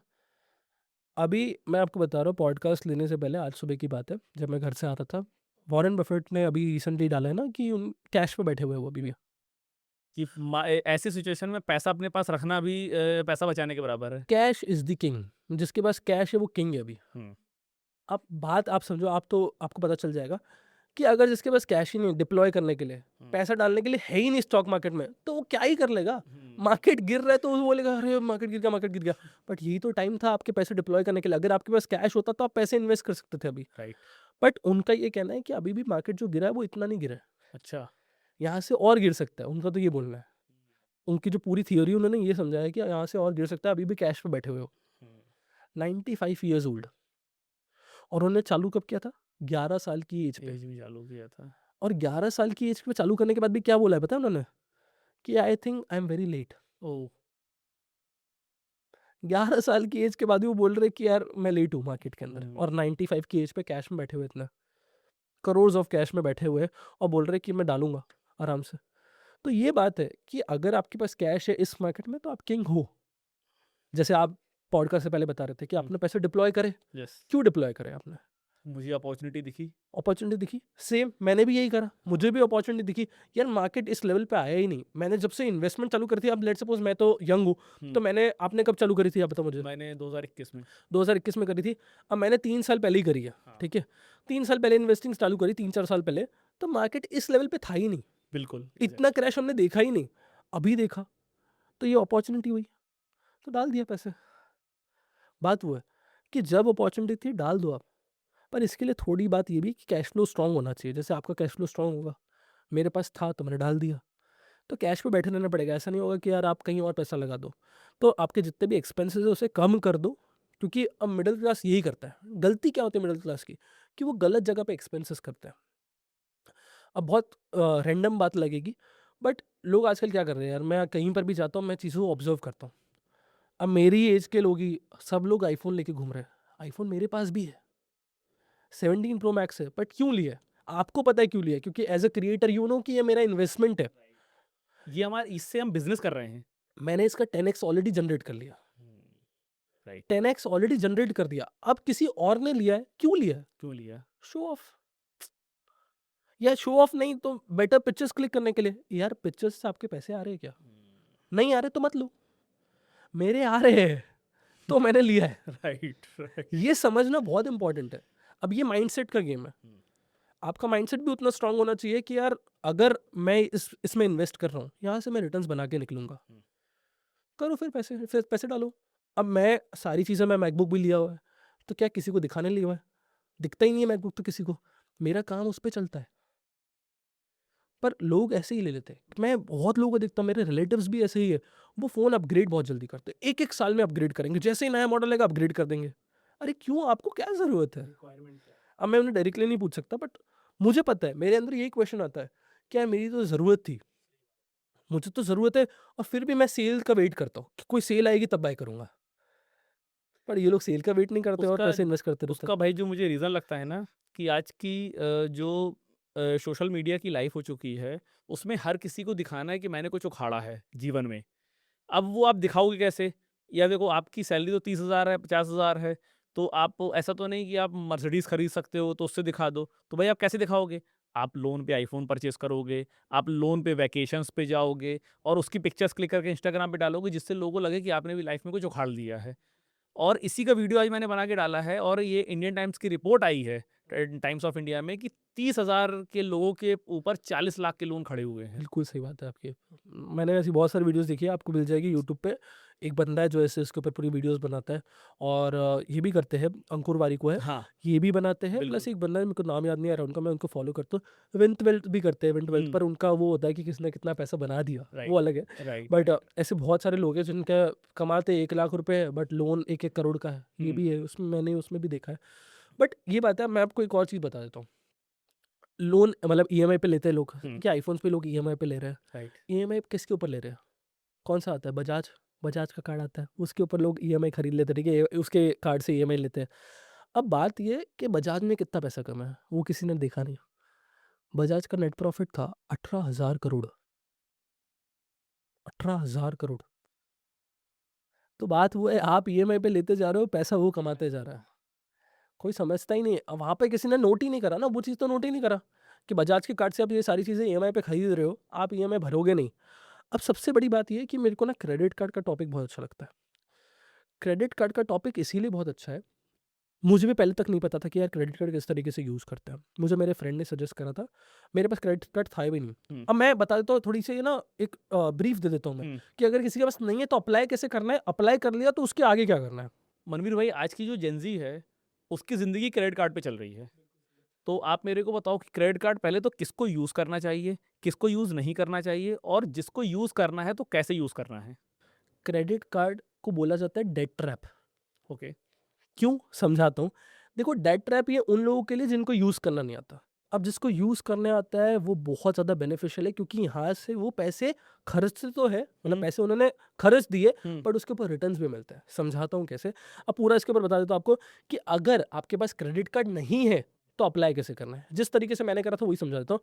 अब आपका अकाउंट किसी भी बैंक में है, सबसे पहले वहीं पे जाके कॉन्टैक्ट करना है, क्योंकि है ना, बाकी जगह पे आपको क्रेडिट कार्ड्स देंगे नहीं, ठीक है। वहाँ पर आपको दे देंगे। तो सबसे पहले आपको कस्टमर केयर पे कॉल कर लो, या तो आप बैंक जाके विज़िट कर लो, होम ब्रांच चले जाओ और वहाँ पर जाके आप बोलोगे तो आपको एंट्री लेवल का क्रेडिट कार्ड मिल जाएगा। जैसे मुझे मिला था, मेरा एचडीएफसी में था, हाँ, तो मुझे मनी बैक मिल गया था। हाँ, अब आप समझो कि मेरा जो एंट्री लेवल उन्होंने जो मेरे को लिमिट दी थी, वो थी शायद 40,000 रुपए कुछ दी थी। 50,000 के आस-पास इतनी होगी। थी, हाँ, 40,000 रुपए। आज है 2.5 लाख रुपए। ओके। आज उसपे एक ही कार्ड पे 2.5 लाख रुपए। हुँ, अब बात ये है समझने वाली कि जब 40,000 रुपए की थी, कितने टाइम में पता है आपको? 1.5 से 2 साल हुए मेरे को। ओके, 1.5 से 2 साल में वो 2.5 लाख कैसे चले गए? और मेरे पास और 5 क्रेडिट कार्ड है। अच्छा। अब मनी बैक क्रेडिट कार्ड पे आपको हर ट्रांज़ैक्शन पे कुछ ना कुछ आपको पॉइंट्स मिलते हैं और उसको आप कैश में ले सकते हो। मतलब जैसे ही आप उसको रिडीम करोगे तो वो आपके एडजस्ट हो जाएगा बिल के अंदर और आपके पैसे बन गए। अब ऐसे ही इसके ऊपर बड़े कार्ड्स आते हैं, एचडीएफसी के इन्फिनिया हो गया, वो भी मुझे मिल रहा है। अब मैं वो अप्लाई करूँगा। इन्फिनिया मिल रहा है, उसमें हर इसके ऊपर जितना भी आप खर्च करोगे उसके ऊपर आपको पॉइंट्स मिलते जाएँगे। फिर आपको उसको एयर माइल्स में यूज़ कर सकते हो, फ्लाइट्स में यूज़ कर सकते हो। अब दूसरा आपको बताता हूँ, मेरे पास स्विगी का क्रेडिट कार्ड है, एचडीएफसी का ही। Okay. Swiggy HDFC credit card. आप समझो, अब तो उन्होंने कैपिंग लगा दी है, मैं कोई भी ऑर्डर करता हूँ स्विगी पे, हर ऑर्डर पे 10% मेरे को कैशबैक मिलता है, कैशबैक हर मिलता है। ऑर्डर पे। अब उन्होंने कैपिंग लगा दी है 250 रुपए की, ओके, अभी कुछ 3 महीने पहले लगाई है, कि पर मैं मैक्सिमम यूज़ कर रहा हूँ 250 रुपए। 2 साल से, हुँ, 1-2 साल से यूज़ कर रहा हूँ, तो वहाँ पर मुझे हर इस पे ट्रांज़ैक्शन पे 10% मिलता है। आप सोचो कि यहाँ से पैसे बनते हैं, हम्म, मतलब आप खर्च तो आपको करना ही है, बट उसके ऊपर आपको रिटर्न भी मिल रहा है। अब इसी ऊपर मेरे पास सबसे मेरा दूसरा कार्ड था मेरा फ्लिपकार्ट का, फ्लिपकार्ट एक्सेस क्रेडिट कार्ड। अब वो मैंने इसलिए यूज़ करा था क्योंकि मैं ऑनलाइन शॉपिंग करता था। अब दिवाली पे मैं 20-20 हज़ार रुपए की शॉपिंग कर रहा हूँ एक-एक दिन में, तो मेरे को उसके रिटर्न्स चाहिए। तो 5% रिटर्न मिलता है मेरे को फ्लिपकार्ट पे, और मिंत्रा पे भी 5% रिटर्न मिलता है। और क्लियर ट्रिप, जहाँ से आप बुकिंग्स कर सकते हो, ये फ्लाइट बुकिंग कर ली आपने, होटल बुकिंग कर ली, वहाँ पर मुझे 4% का कैशबैक मिलता है। पीवीआर पे 3% का कैशबैक मिलता है उसी एक्सिस बैंक वाले उसी कार्ड पास। से। तो आप ये समझो कि अगर क्रेडिट कार्ड आप यूज़ करना नहीं समझ रहे हो तो आपकी गलती है। कहाँ-कहाँ, कैसे-कैसे यूज़ करना आपको समझना पड़ेगा। और लोग क्रेडिट कार्ड यूज़ कर रहे हैं खाना खाने के लिए, हाँ, घूमने के लिए। ये सबका अलग कार्ड आता है। ये हम्म, हर चीज़ों का अलग कार्ड है। जैसे मैंने आपको बताया, एक शॉपिंग क्रेडिट कार्ड जो मेरे पास है, फ्लिपकार्ट एक्सेस, ये शॉपिंग क्रेडिट शॉपिंग कार्ड के है। लिए वो अब पर्टिकुलर। ट्रैवल के लिए अलग होता है। हम्म, अब जैसे मैंने ये फूड के लिए मैंने अलग कर लिया, जो मेरे पास स्विगी का कार्ड है। अब मेरे पास एक कैशबैक वाला कार्ड है, मनी बैक हम्म, क्रेडिट कार्ड। इस तरीके से डाइनर्स कार्ड भी आता है, हम्म, जो आप बोल रहे हो। हम्म, तो वो एक उसके लिए कार्ड है, जहाँ पर आपको डाइन इन करोगे तो कैशबैक मिलेगा आपको। ये सारी चीज़ें लेकिन अलग-अलग भाई हैं। अंतर है ना, आप क्रेडिट कार्ड यूज़ कर रहे हो पॉइंट्स कमाने के लिए। हाँ, लोग क्रेडिट कार्ड यूज़ कर रहे हैं कि यार उनको आज पैसा देना नहीं पड़े, वो पैसा मैं 1 महीने बाद दे पाऊँ, बिल्कुल सही सिर्फ़ बात है। इसलिए। बिल्कुल तो सही बात है। ये एक माइंडसेट का डिफरेंस है। बिल्कुल सही बात है, और इसको इसी तरह से भी यूज़ कर सकते हो हाँ, कि यार आज आपको पैसे नहीं देना है, बट जिसके पास होते हैं उसको देने तो है, मतलब आप समझो, जिसके पास है उसी यूज़ करना चाहिए। बिल्कुल। ऐसा नहीं है कि यार मेरे पास होंगे तब दे दूँगा। हाँ। यार प्रॉब्लम ये डेट ट्रैप इसीलिए बोला जाता है क्योंकि जो क्रेडिट कार्ड के ऊपर इंटरेस्ट रेट्स लगते हैं, आपके ऊपर पेनल्टीज़ लगनी है, हुँ, बहुत ज़्यादा होती है, सबसे ज़्यादा है। 18% तो इंटरेस्ट लग जाता है पहले, 35 से 40% है, 35 से 40%। सबसे ज़्यादा महँगा है। कोई भी इंस्ट्रूमेंट काउंट कर लो, सबसे ज़्यादा इंटरेस्ट इसके ऊपर लगता है, हुँ। और पेनल्टीज़ अलग, पेनल्टीज़ के ऊपर जीएसटी अलग। इसीलिए बैंक सबसे ज़्यादा क्रेडिट कार्ड बेचने की कोशिश करता है कि अगर 100 लोग क्रेडिट कार्ड लेंगे, 20 लोग बस टाइम पे पेमेंट भरेंगे, 80 लोग में से 40 लोग कुछ इंटरेस्ट पे करेंगे, लेकिन जो बाकी के 40 लोग होंगे ना, जिनके पास जेब में पैसा नहीं है, वो बैंक को पैसा कमा के देंगे। बिल्कुल सही बात है, और लोगों को आज देखो, ये लोगों को अट्रैक्ट करने के लिए करा जा रहा है। आजकल आप देखोगे जॉइनिंग फीस ज़ीरो हो गई है, हुँ, बहुत सारे क्रेडिट कार्ड्स की। क्यों हुई मैक्सिमम है? मैक्सिमम। अब देखो, जैसे हम जैसे क्रिएटर्स हैं, हाँ, हमने 2-3 लाइन बोल दी, हाँ, बट हमें पता है कैसे यूज़ करते हैं, बाकी राइट। लोगों को नहीं पता। हुँ, बट थोड़ी बहुत दिमाग आपको भी लगाना पड़ेगा, आपको भी समझना पड़ेगा किस तरीके से यूज़ करते हैं। अगर आपके पास उतना पैसा है, हुँ, अगले महीने आपके पास उतना पैसा आ जाएगा, 30-35 दिन में आ जाएगा, तभी यूज़ करो। बिल्कुल, बिल्कुल। अब एक और चीज़ है कि ज़ीरो जॉइनिंग फ़ीस आ गई है, बट इसमें भी आपको देखकर अप्लाई करना होता है। अब एक ऐसा भी ज़ीरो जॉइनिंग फ़ी वाला कार्ड है, मतलब फ्री जॉइनिंग फ़ी वाला कार्ड है, जो अगर आप एयरपोर्ट लॉन्च पे जाते हो, तो आप उसको यूज़ कर सकते हो। लोगों को बहुत जाने का शौक होता है, बट फिर भी 1100-1200 या पता नहीं कितने 2-2 हज़ार रुपए लग जाते हैं एयरपोर्ट लॉन्च पे। एक कार्ड है जो मैंने अभी सर्च करा था, इंडसइंड टाइगर क्रेडिट कार्ड। अगर आप उसको लेते हो तो शायद उसपे 5 से या 8 जितने एयरपोर्ट लॉन्च फ्री है, ओह! और जॉइनिंग फ़ी भी ज़ीरो है। तो उनके लिए बहुत बेटर है जो रेगुलर फ्लाइट से ट्रैवल करते हैं। बिल्कुल सही बात है। तो ये कार्ड उसके लिए हो सकता है।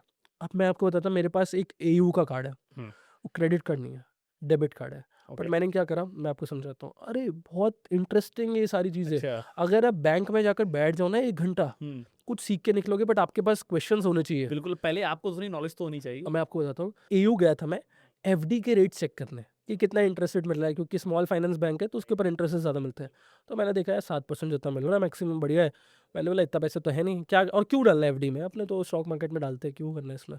और तो मैं गया उनके पास बैठा, थोड़ी बहुत बातचीत करी, बेचने के लिए तो आ गए थे वो लोग, बट उन्होंने मुझे एक चीज़ अच्छी समझाई हुँ, कि हमारे पास ऐसे भी बैंक अकाउंट्स हैं, मतलब लेवल के बैंक अकाउंट्स हैं, जिसमें अगर आप पैसे डालते हो तो आपको बहुत सारे बेनिफिट्स मिलेंगे। तो मैंने बोला क्या बेनिफिट मिलेंगे बताओ। हुँ, तो एयू का रॉयल बैंक अकाउंट है, रॉयल करके उनका एक अकाउंट है।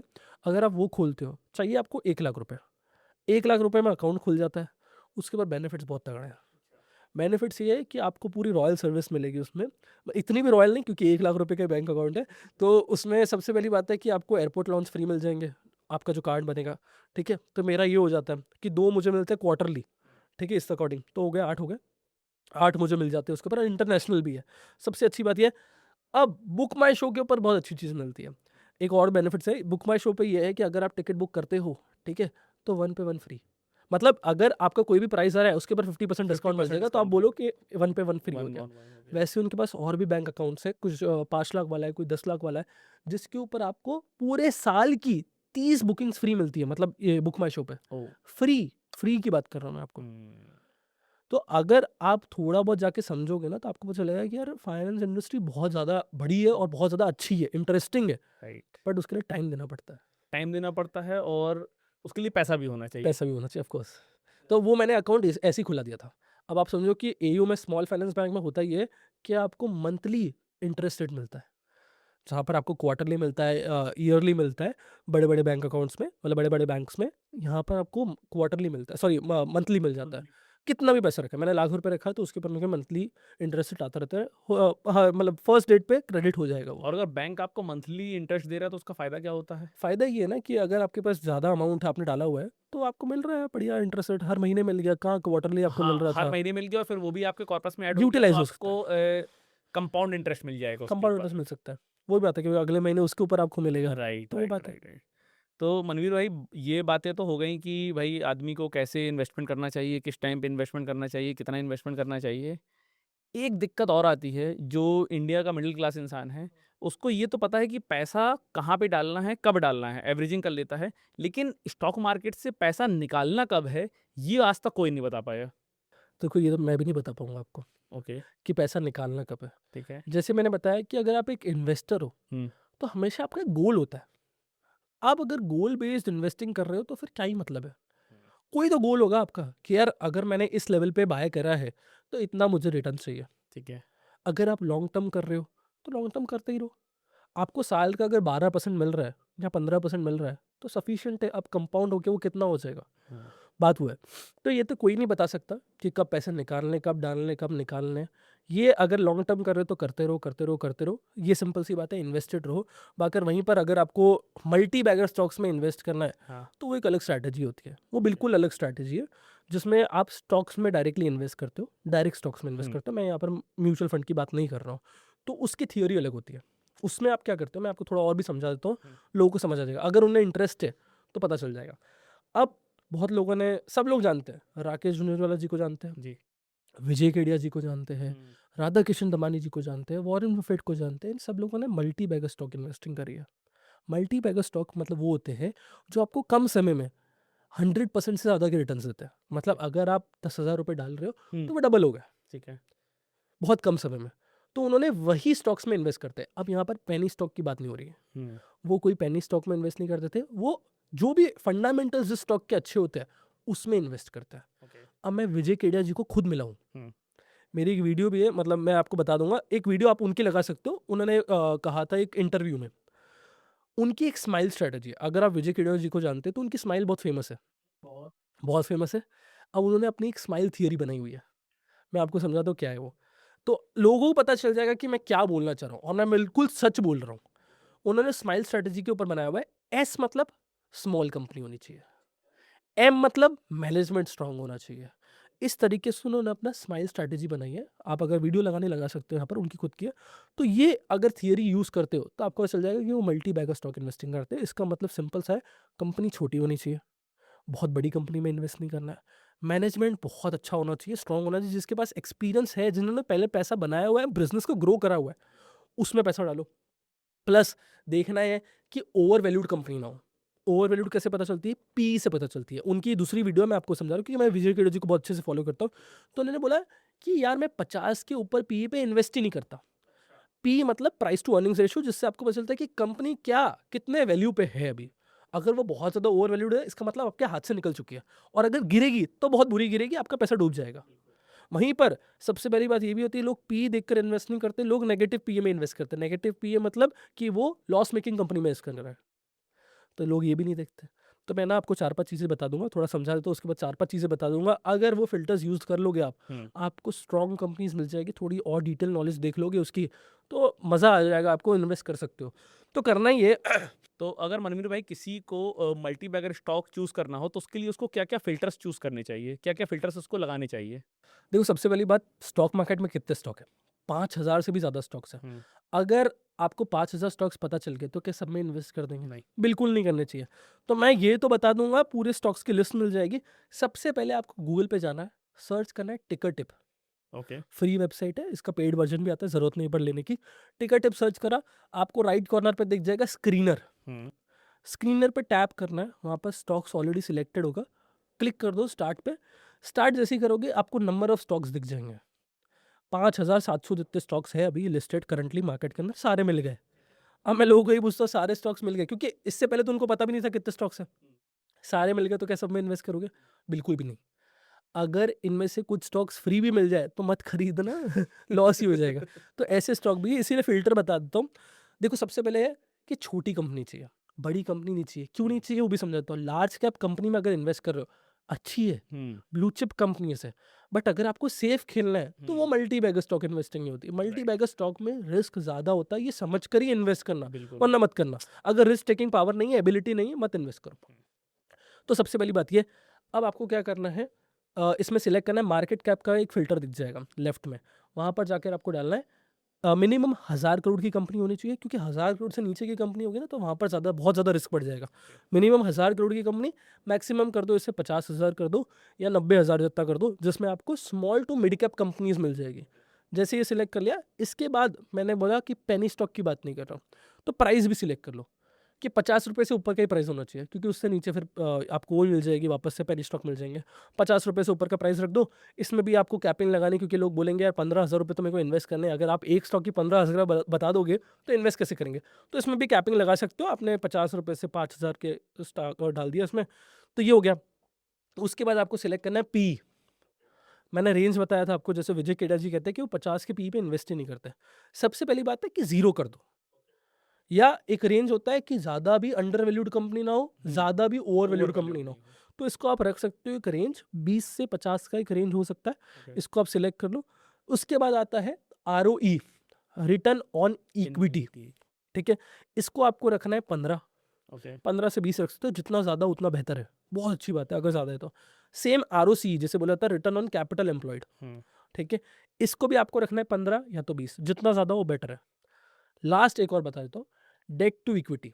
ओके, डेट टू इक्विटी का मतलब ये होता है कि कंपनी के ऊपर क्या ज़्यादा कर्जा तो नहीं है। अगर कंपनी के ऊपर ज़्यादा कर्जा है तो आगे जाके फ्यूचर में प्रॉब्लम आएगी। बिल्कुल। इसीलिए आपको ये देखना है कि फ्यूचर में ये प्रॉब्लम्स ना आए, तो आपको देखना है कि 0 से 1 के बीच में होना चाहिए। 1 से ज़्यादा नहीं होना चाहिए डेट टू इक्विटी रेशियो, और 0 क्योंकि से कम नहीं होना 0 चाहिए। से कम नहीं होना चाहिए और 1 से बिल्कुल ज़्यादा नहीं होना चाहिए। इनके बीच में जितना भी हो बेहतर है, बहुत अच्छा है। तो आप इन कंपनीज़ को, मतलब इन सारे फ़िल्टर्स को यूज़ करोगे तो आपको वो टॉप 5700 कंपनी थी, मैं आपको गारंटी दे रहा हूँ, आप सर्च करोगे ये फ़िल्टर लगाकर, आपको अराउंड 200 से 250 कंपनी मिल जाएगी टॉप, हुँ, जिसके फंडामेंटल्स अच्छे हैं। अब इसके अंदर कुछ और फ़िल्टर्स भी आ जाते हैं, जैसे आप देख सकते हो ऑपरेटिंग प्रॉफिट हो गया, ऑपरेटिंग प्रॉफिट मार्जिन हो गया। फिर आपने देख लिया शेयर होल्डर पैटर्न, देख लिया शेयर होल्डिंग का पैटर्न कैसा है, क्या एक्सपीरियंस है, क्या पैसा निकाल तो नहीं रहे शेयर होल्डर्स।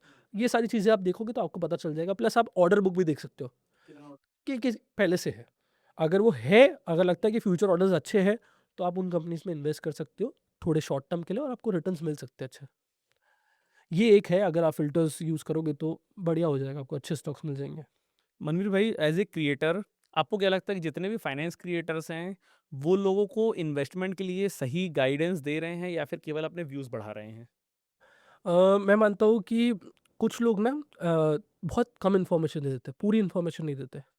तो वहाँ पर वो चीज़ का नुकसान हो जाता है, लोगों को समझ नहीं आ पाता है। तो मैं लोगों को भी कहना चाहूँगा कि आप, अगर कोई चीज़ पता चल रही है आपको रील से, तो उस चीज़ को आप वापस से यूट्यूब पर सर्च कर लो। मैं तो आपको पूरी इन्फॉर्मेशन देना चाहता हूँ, इसीलिए ऐसा बोल रहा हूँ कि अगर, क्योंकि मैं खुद भी रील बनाता हूँ, खुद भी यूट्यूब पे वीडियोज़ बनाता हूँ। राइट। बट अगर आपको डिटेल्ड इन्फॉर्मेशन चाहिए तो प्लीज़, आप उस नाम आपको अगर मिल गया, जैसे मैं पराग परी फंड की बात करता हूँ, हुँ, फ्लेक्सी कैप फंड की ठीक बात है। करता हूँ। तो अगर आपने मेरे मुँह से सुन लिया तो क्या आप डायरेक्टली जाके इन्वेस्ट कर दोगे? मत करो ना, मैं कहाँ बोल रहा हूँ बिल्कुल, इन्वेस्ट करने के लिए, बिल्कुल। मुझे कौन-सा वो लोग पैसे दे रहे हैं, मत करो आप इन्वेस्ट। आप जाकर खुद सर्च कर लो। राइट। अगर आपको लगता है सही, अगर आपको लगता है कि आप इसमें थोड़ा-सा रिस्क ले सकते हो, तब जाकर इन्वेस्ट करो। कोई ज़ोर ज़बरदस्ती तो है नहीं आपको, क्योंकि यार करना ही पड़ेगा आपको। तो थोड़ा-सा आपको भी अवेयर को ना होना पड़ेगा, प्लस थोड़ा क्रिएटर को भी होना पड़ेगा कि अगर आप ये चीज़ बोलो तो डिस्क्लेमर भी ऐड कर दो कि ये मेरी रिसर्च है, आप प्लीज़ अपनी जाकर रिसर्च भी कर लेना। ये अगर थोड़ा-सा डिस्क्लेमर ऐड हो जाए ना, हुँ, तो मुझे लगता है कि लोगों को फिर भी समझ आ जाए। हुँ, बट खुद भी अवेयर होने की ज़रूरत है और क्रिएटर को भी अवेयर होने की ज़रूरत है, अवेयर करने की ज़रूरत है। ओके। अब अगर सपोज़ किसी के पास 10,000 रुपए हैं और वो 10,000 रुपए से इन्वेस्टिंग स्टार्ट करना चाहता है, तो कितना पैसा उसको इक्विटी में डालना चाहिए? कितना पैसा उसको डेट में डालना चाहिए? कितना पैसा उसको कमोडिटीज़ में डालना चाहिए?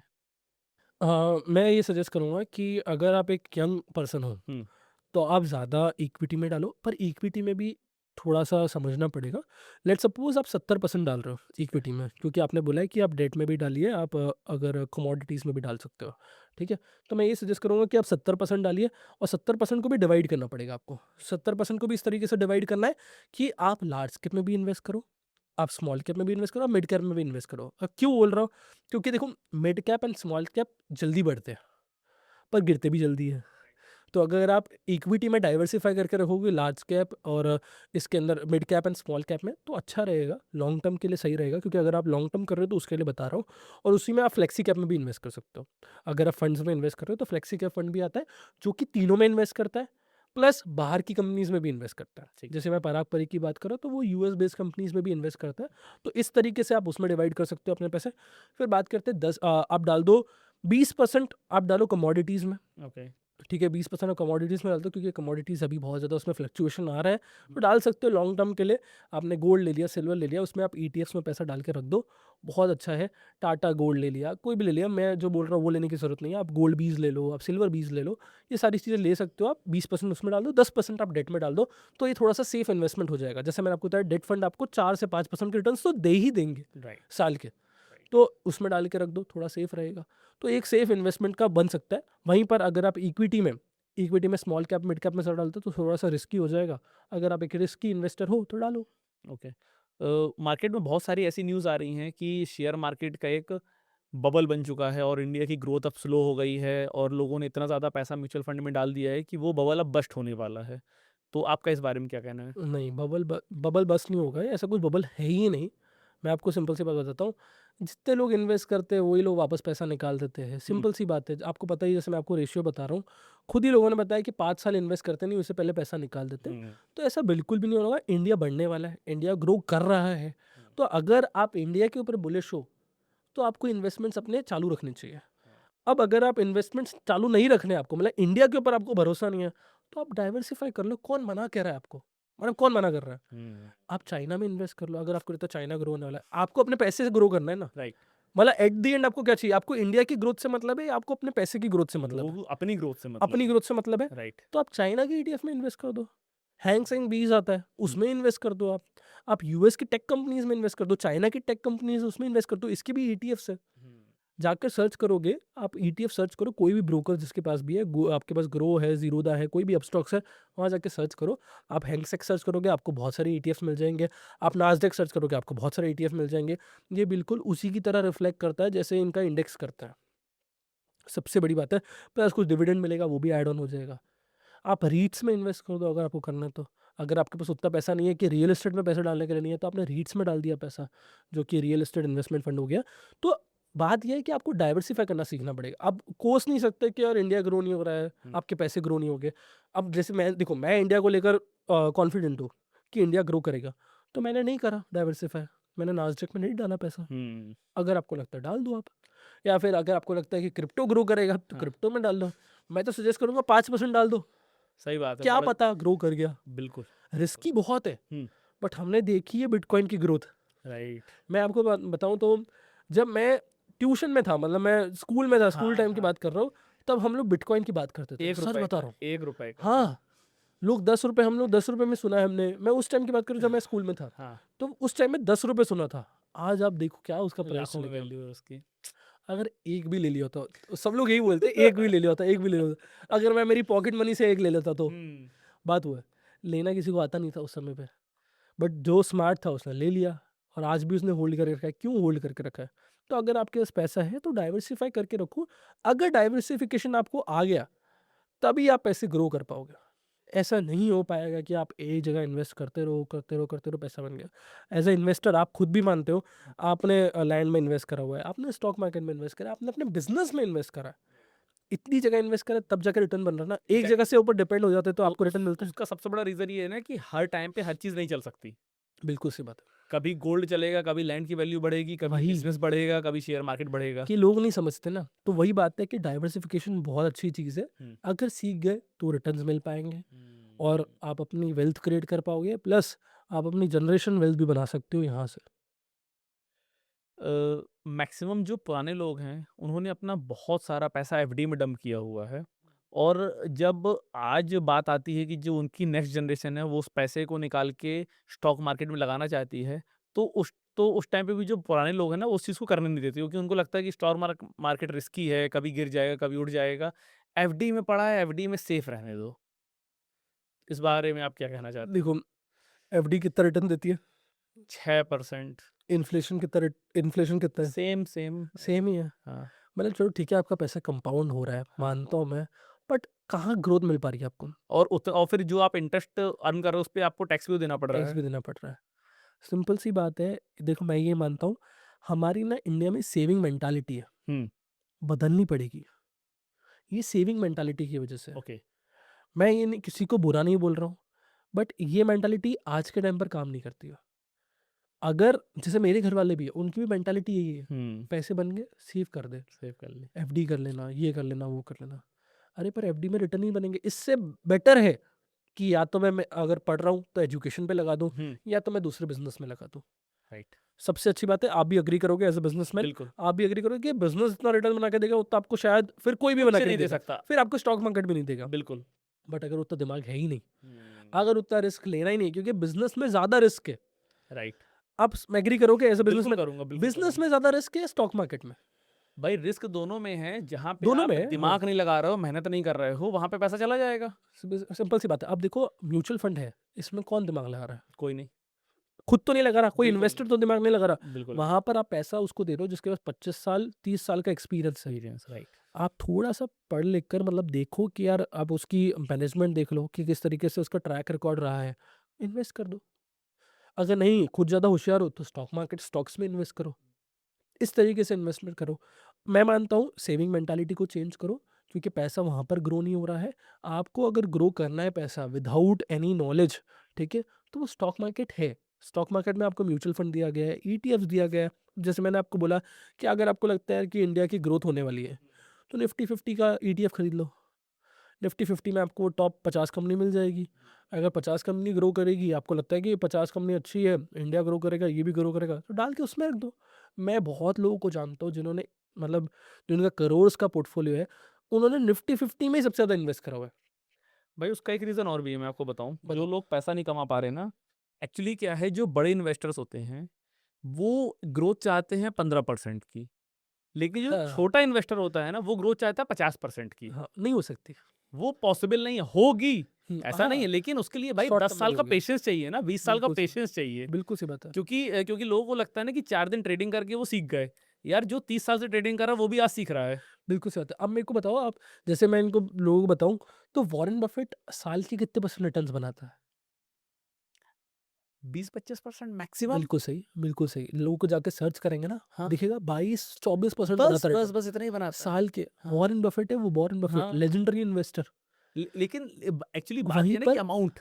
वहीं पर ये राकेश झुनझुनवाला जी की भी वीडियो है। हाँ। उन्होंने बोला है कि अगर कोई बंदा 18% रिटर्न कमा रहा है साल के, हुँ। खुदा से कम नहीं है। उन्होंने ये क्यों बोला? इतने साल के एक्सपीरियंस से जाकर वो लोग ये बोल ये रहे बोल हैं रहे हैं। कि यार इतने परसेंट रिटर्न्स बहुत हो गए, हुँ, और लोग अभी भी 50% 100% पे बैठे हुए हैं। हुँ। समझना पड़ेगा ना, बिल्कुल। मेंटालिटी चेंज करनी पड़ेगी। आप जो बोल रहे हो बिल्कुल सही बोल रहे हो, कि एक स्मार्ट आदमी जो पैसे इन्वेस्ट कर रहा है, जिसके पास पैसे भी है, हुँ। वो 15% रिटर्न चाह रहा है, हाँ, जिसके पास नहीं है वही ज्यादा चाहता है। मेरे पास कल एक फ़ोन आया था, तो वो एक पुराने नोन में थी मेरे, और उनकी शादी हो गई। तो अब उनको कुछ काम-वाम चाहिए था, कि उन्होंने कहा सर कुछ बिज़नेस आइडिया हमको बता दीजिए, क्या मैं बिज़नेस कर लूँ? मैंने कहा अभी तक क्या कर रहे थे? कहते सर अभी तक वो स्टॉक मार्केट बढ़िया चल रहा था, 3-4 लाख रुपए डाले हुए तो महीने का 20-25 हज़ार रुपए आ जाते थे। अब वो पैसा आ ही नहीं रहा है। तो मैंने कहा अगर 3-4 लाख डाल के महीने का 20-25 हज़ार रुपए आ रहा था, मतलब महीने का 7-8% का रिटर्न, तो साल का तो 100% का रिटर्न हो गया। तो मैंने कहा अगर इस रिटर्न की एक्सपेक्टेशन आप सोचो कि आपको हमेशा आती रहे, तो फिर तो यार आपसे बड़ा बेवकूफ़ कोई नहीं है। और लोग लोग उसको फुल टाइम अपना बिज़नेस मान के चल रहे हैं कि 3-4 लाख पड़े हुए, हर महीने 20-30 हज़ार निकालते जाओ। क्या हो जाएगा 20-30 हज़ार? तो आई थिंक जो सबसे बड़ी चीज़, जो सबसे बड़ी गलती लोग कर रहे हैं शेयर मार्केट में या फिर इन्वेस्टमेंट में, वो पेशेंस की कमी और एक्सपेक्टेशन उनकी बहुत ज़्यादा हाई है। तो मनवीर भाई लास्ट में आप क्या ऐसे लोगों को सलाह देना चाहोगे, जो लोग अभी बिल्कुल इन्वेस्टमेंट नहीं कर रहे हैं, या फिर जो इन्वेस्टमेंट कर रहे हैं उनकी expectations top of the world हैं? Treat yourself as an asset. Okay. आप अपने आप को गोल्ड मानो, गोल्ड एसेट है। Treat yourself as an asset. Liability मत काउंट करो खुद को। ओके। इसका मतलब ये है, अपने आप में इन्वेस्ट करो। सबसे पहले अपने आप में इन्वेस्ट करो, क्योंकि देखो मैं ये मानता हूँ कि अगर आपके पास पैसे आ भी गए, हुँ। आप अगर प्रॉपर्टी खरीद लेते हो, ठीक है? बहुत मैं यंग एज की बात कर रहा हूँ, हाँ। यंग एज की बात कर रहा हूँ, बाद की बात नहीं कर रहा हूँ, यंग एज की बात कर रहा हूँ। अगर आपने गाड़ी खरीद ली, घर खरीद लिया, मम्मी-पापा बहुत खुश होंगे, हुँ। बट खुश नहीं होना चाहिए। नहीं होना चाहिए, राइट। क्योंकि आप खुद पूरे पैसे से तो खरीद नहीं रहे हो, ईएमआई से आप ईएमआई से खरीद रहे हो। इसके बाद अपनी फ्यूचर प्लानिंग करोगे, है ना? बिल्कुल, फ्यूचर प्लानिंग करोगे, कॉस्ट बढ़ेगी, एक्सपेंसेस बढ़ेंगे, राइट। बच्चे प्लान करोगे, एक्सपेंसेस बढ़ेंगे, तब वो पता चलेगा कि ये मैंने गलत डिसीजन लिया ईएमआई वाला। हुँ। क्यों ले रहे हो? अपने आप में इन्वेस्ट कर दो, बाद में कर लेना। राइट। अगर आज आपके पास 10 लाख रुपए है, खुद के ऊपर इन्वेस्ट कर दो। अगर आप पढ़ाई-लिखाई में इन्वेस्ट करना चाहते हो, अगर कोई पढ़ रहा है तो यार फ़ॉरेन चले जाओ, पढ़ लो अपना, कोई डिग्री ले लो अच्छी और, तो आप ज़्यादा जॉब ले सकते हो, ज़्यादा पैकेज का जॉब मिल सकता है आपको। अब अगर कोई बिज़नेसमैन है, या कोई दूसरा बिज़नेस देख लो आप, साइड बाय साइड जो चल पाए, वहाँ से आपका कैश फ्लो जनरेट हो पाए। तो इस तरीके से ही, इसीलिए मैं बोल रहा हूँ, treat yourself as an asset. अपने आप को लायबिलिटी मत काउंट करो, अपने आप में इन्वेस्ट करो और बाकी सब जगह पर इन्वेस्ट मत करो। पैसा जब आ जाएगा तभी इन्वेस्ट करना। मैं आपको समझाता हूँ, लास्ट में एक ही चीज़ बोलूँगा। अगर इसका मतलब है, मैं बोल रहा हूँ कि अपने आप पे बाद में इन्वेस्ट करो। मतलब आप अपना स्टॉक मार्केट जर्नी बाद में चालू करो। समझाता हूँ क्यों। लेट्स सपोज़ आपने अपने पे इन्वेस्ट करा था, आपने स्टॉक मार्केट में इन्वेस्ट नहीं करा। 25 साल की एज में 2 लोग हैं, 2 बंदे हैं, ए पर्सन, बी पर्सन।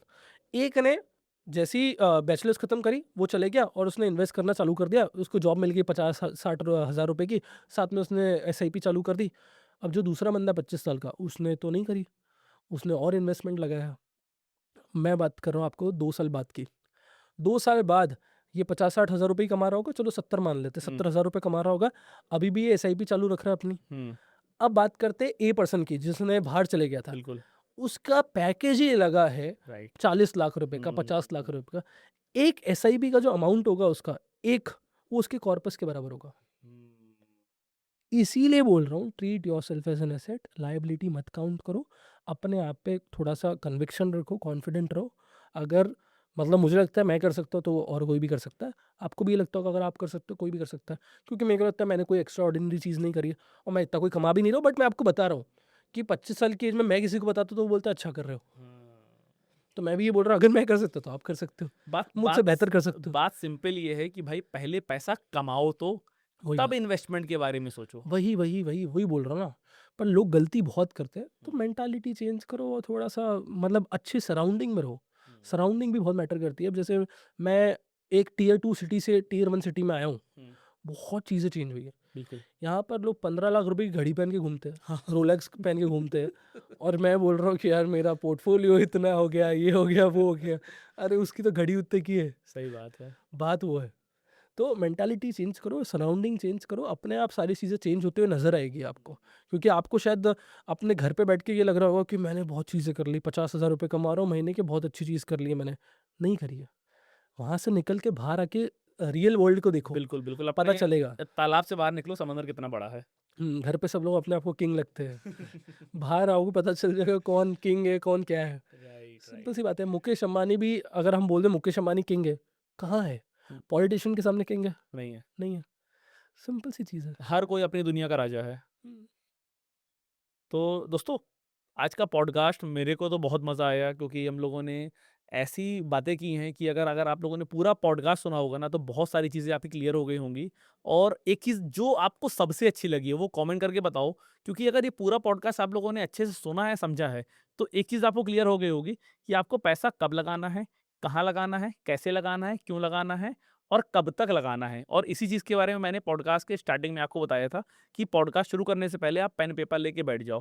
तो दोस्तों, क्या आपके मन में कोई सवाल अगर आया हो इस पूरे पॉडकास्ट के बीच में, तो यार उसको कमेंट करके बताओ। मैं मनवीर भाई से पर्सनली रिक्वेस्ट करूँगा, सबके जवाब आपको दिए जाएँगे।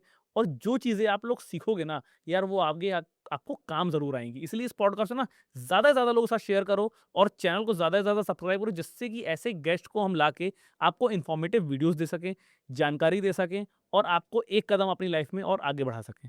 सो thank you so much Manveer भाई for thank being you. On the Rohit Jain show. Thank thank you. You so much.